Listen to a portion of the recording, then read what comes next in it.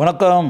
Cine cine mini mini கவியரசு கண்ணதாசன் சம்மந்தப்பட்ட 2 சுவாரஸ்யமான சம்பவங்களை இப்போ நான் உங்களுக்கு சொல்கிறேன். ஒரு சம்பவம் என்ன அப்படின்னா, மர்ம யோகி அப்படின்ற படம், எம்ஜிஆர் கதாநாயகனாக நடித்த திரைப்படம். அந்த திரைப்படம் தயாரிப்பில் இருந்தபோது ஜூபிட்டர் பிக்சர்ஸ் நிறுவனம் கண்ணதாசனை வருமாறி கூறி அவரை 2 பாடல்கள் எழுத கூறியிருக்கிறார்கள். அந்த 2 பாட்டையும் கோவைக்கு வந்து எழுதி கொடுத்துட்டு கண்ணதாசன் காரைக்குடிக்கு போயிட்டார். காரைக்குடிக்கு போன பிறகு ஒரு மாதம் கழித்து அவருக்கு ஒரு டெலகிராம் தந்தி சென்னையிலிருந்து வந்திருக்கு. அதை அனுப்பியவர்கள் ஜூபிட்டர் பிக்சர்ஸ், அதே நிறுவனம் தான்.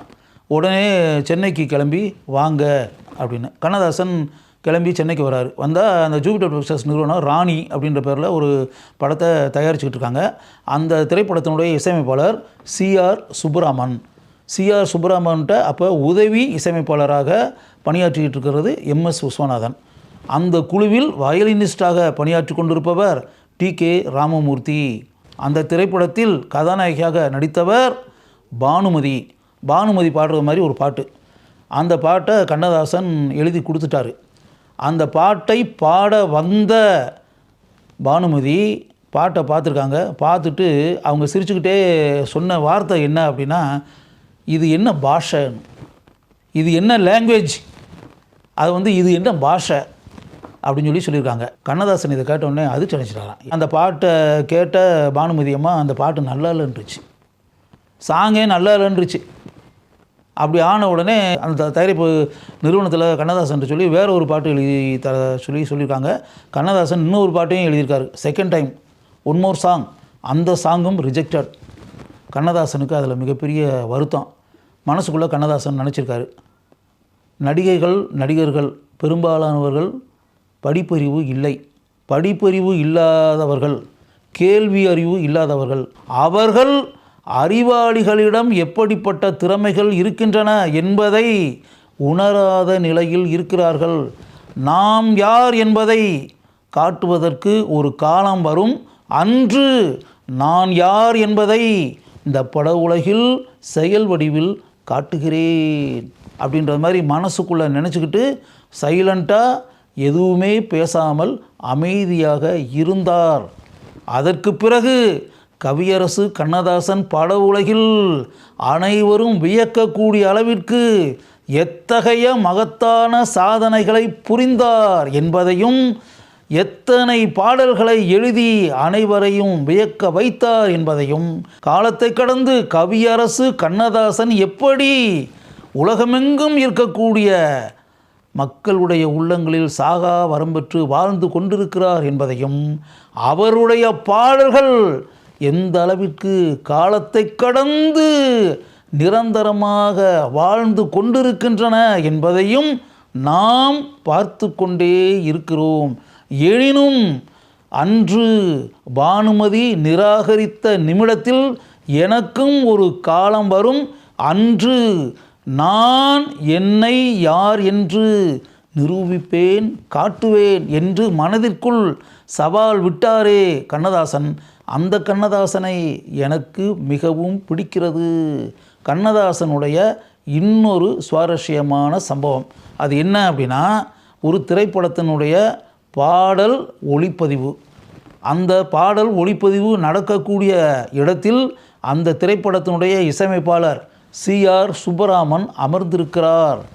அதே இடத்தில் கண்ணதாசனும் இருக்கிறார். அப்போது சிஆர் சுப்பராமன் கூறிய வார்த்தைகள், உடுமலை நாராயணகவிக்கு இணையாக மிகவும் அருமையாக பாடல் எழுதக்கூடிய ஒரு கவிஞன் இந்த பட உலகில் இருக்கிறானா அப்படின்னு சொல்லி சிஆர் சுப்பராமன் சத்தம் போட்டு சொல்லியிருக்காரு. இது கண்ணதாசனுடைய காதுகளில் விழுந்திருக்கின்றன. கண்ணதாசனுடைய ஆரம்ப காலகட்டம் அது. உடுமலை நாராயணகவியை தவிர வேறு யாரும் கவிஞனே அல்ல என்ற எண்ணத்தை மனதில் வைத்துக்கொண்டு சிஆர் சுப்பராமன் கூறிய அந்த வார்த்தைகளை கண்ணதாசன் சிறிதும் விரும்பவே இல்லை.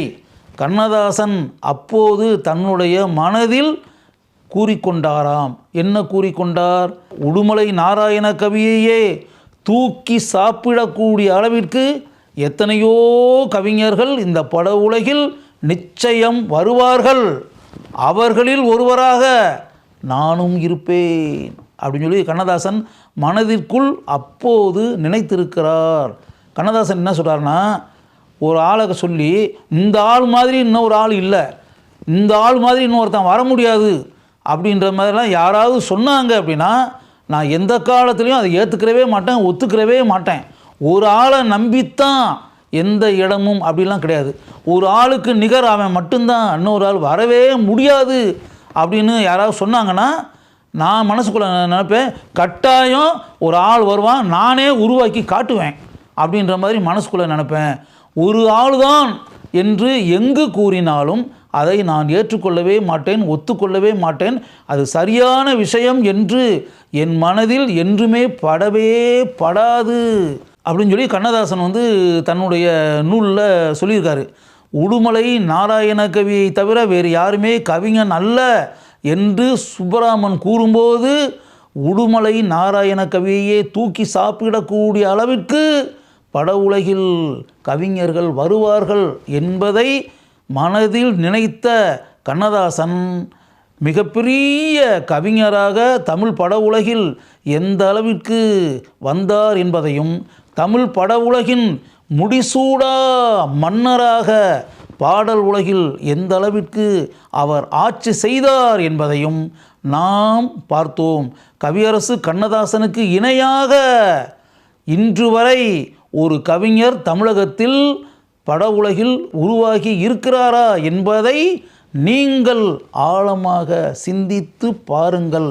கவியரசு கண்ணதாசனுடைய வாழ்க்கையில் நடைபெற்ற இந்த 2 சம்பவங்களுக்கு பின்னால் கண்ணதாசனுடைய தன்னம்பிக்கை எந்த அளவிற்கு இருக்கிறது என்பதையும் நீங்கள் உணர வேண்டும் என்பதற்காகவே இந்த 2 சம்பவங்களையும் உங்களுக்கு முன்னால் நான் கூறுகிறேன்.